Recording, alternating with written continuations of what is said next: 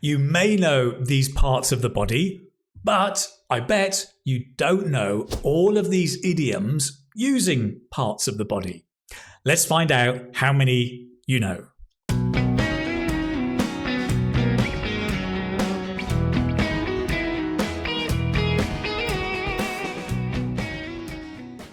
Hello, it's Keith from English Speaking Success and Keith Speaking Academy, where you become a confident speaker of English. Now, this is an unusual video because the first part is actually for beginners of English, like A1, A2 level. The second part is more for upper intermediate, like B2 level of English. However, I don't really believe 100% in levels of English, like A1, A2, B1. I think it's hard to put language into boxes like that. I think it's just more fluid. So I think actually, whatever your level, you're going to learn something new and interesting in this video. I'm going to start with a simple A2 lesson about parts of the body, and all you have to do is repeat. And I bet even your B2 students, there are some that you don't know. In fact, you can tell me in the comments below which ones you didn't know. Second part of the video, I'm going to give you 10 idioms with some of these body parts. And all you have to do is listen and understand. Dead simple. Again, the ones you don't know, maybe tell me in the comments below. All right, are you ready for some body parts? Oh, by the way, before we begin, to remind you, there is a free PDF of this video, so you can download that, get all of the words, repeat them, and the idioms, and practice them. Let's get into it. So, parts of the body. I will point, you guess, and then I will say it.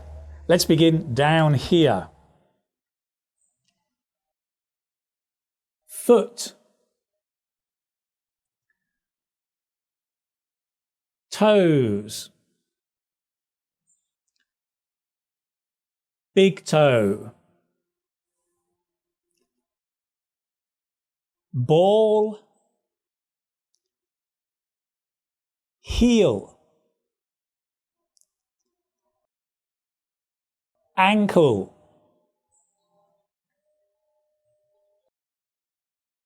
shin, calf, knee, leg, ass. Actually, in America, it's going to be ass. In England, we also say bum and bottom.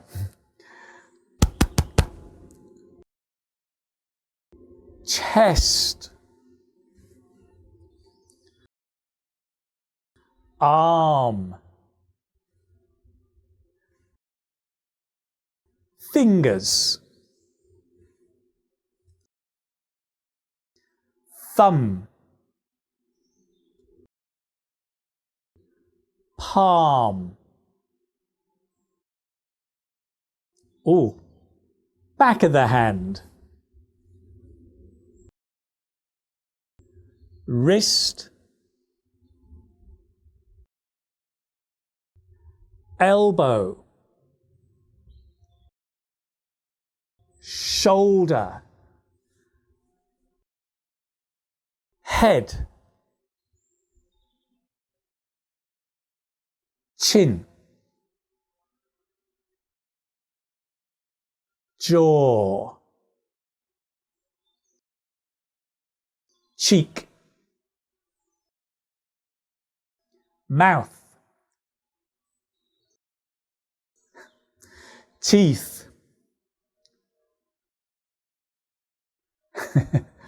tongue, nose, eye, ear. And that's it.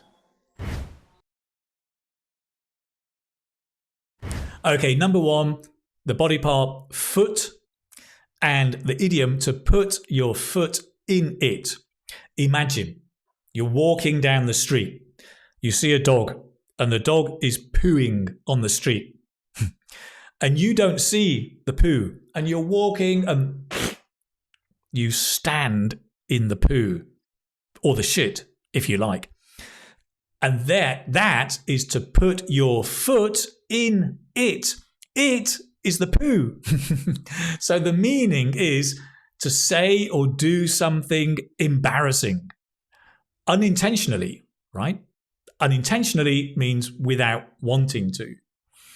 So we say, I put my foot in it. You put your foot in it. In it. You can link. Okay. For example, oh no, I forgot.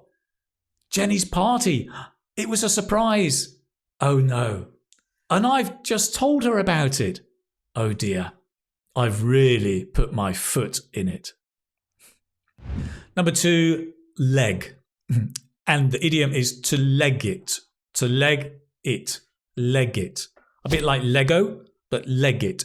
This is a UK idiom, much more, right, a British one. And it means to run, basically. Often to run away or to escape something. So we say, I leg it, you leg it. Very simple. For example, look, the bus is coming. Quickly, leg it, or we're going to miss it. The idea of escaping may be, for example, oh no, that dog is starting to chase us. Leg it. Run away. Number three, the body part is arse, or in America, ass. Polite British English, bum or bottom. So arse and ass can be a little bit more vulgar. This is probably not something you would say in your IELTS speaking test, right? So the idiom is to be a pain in the arse. To be a pain in the arse. The. It's not my arse or your arse. It's to be a pain in the arse. And it means to be very annoying or irritating. So people can be a pain in the arse. A traffic jam can be a pain in the arse, right? For example, my little brother never stops talking. He's a real pain in the arse. Now you can make this more polite and use it at work or in IELTS by just saying to be a pain. My boss never stops talking. He's a real pain. And that is more polite. Number four, chest. And the idiom is to get something off your chest. The something is normally a problem, an issue, something that's worrying you, right? And so to get something off your chest is to say something or tell somebody about something that's annoying you or worrying you. Very often we say, get it off my chest. I want to get it off my chest. My chest. You get it off your chest. So there's often a linking, get it off. I want to get it off my chest. I want to get it off my chest. For example, listen, thanks for listening to me telling you about my problem. I really needed to get it off my chest. Next, number five, hand. And the idiom is to know something like the back of my hand. Like the back of my hand. I know it like the back of my hand. And it means really to know something very, very well. Because you know the back of your hand very well, don't you? It can be to know something very well, know someone very well, or know a place very well, right? I know it like the back of my hand. You know it like the back of your hand. For example, I know this city like the back of my hand. For a person, let's say Jack, right? Jack would never do that. No. I know him like the back of my hand. He wouldn't do that.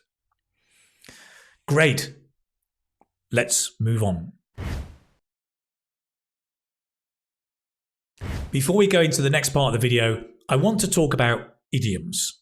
They are fun, but challenging, right? I think your first goal should be to understand the idioms and then notice them. As you're listening to English, start noticing, oh, one of Keith's idioms. Well, not my idioms, but from my videos. English idioms, Keith's idioms. But one, understand. Two, start to notice. And that really should be 80% of your focus. Just 20% is start to use them. And use the ones you really understand, the ones you feel comfortable with. Over time, as you notice more, you'll start activating more and more. But it takes time to activate idioms. They are fun, but challenging.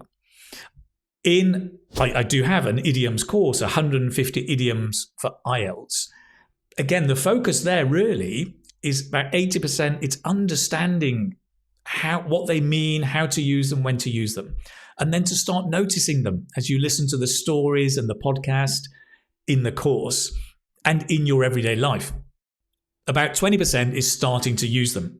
But over time, you notice more, you use more, you become more confident. And then you can use the ones you need to do better in your IELTS speaking test.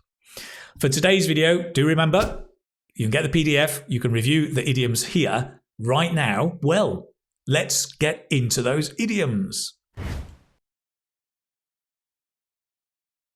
Let's carry on with those idioms. The next part of the body is fingers. And the idiom is to have green fingers. You can imagine, maybe, if you like gardening or working in the garden, you have green fingers. Actually, not just if you like it, but if you're good at it, then you have green fingers. You can make things grow. I have green fingers. Actually, I don't. But an example, all my plants seem to die. I don't really have green fingers. Next. Well, we're still with the hand, but we've got the fingers and the thumb. Thumb. And the idiom is to be under someone's thumb. If you're under someone's thumb, they have you under their control. So you are under someone's control.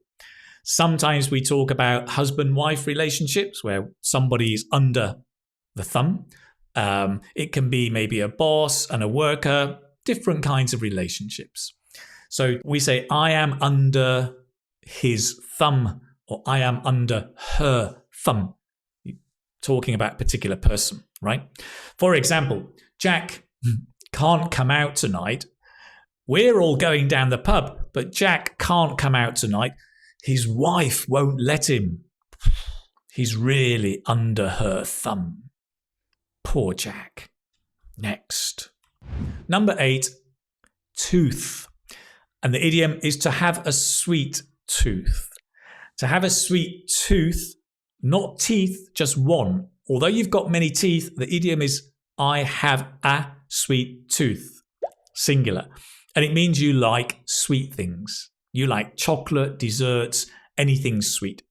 For example, this is not true by the way, but I always have a dessert after dinner.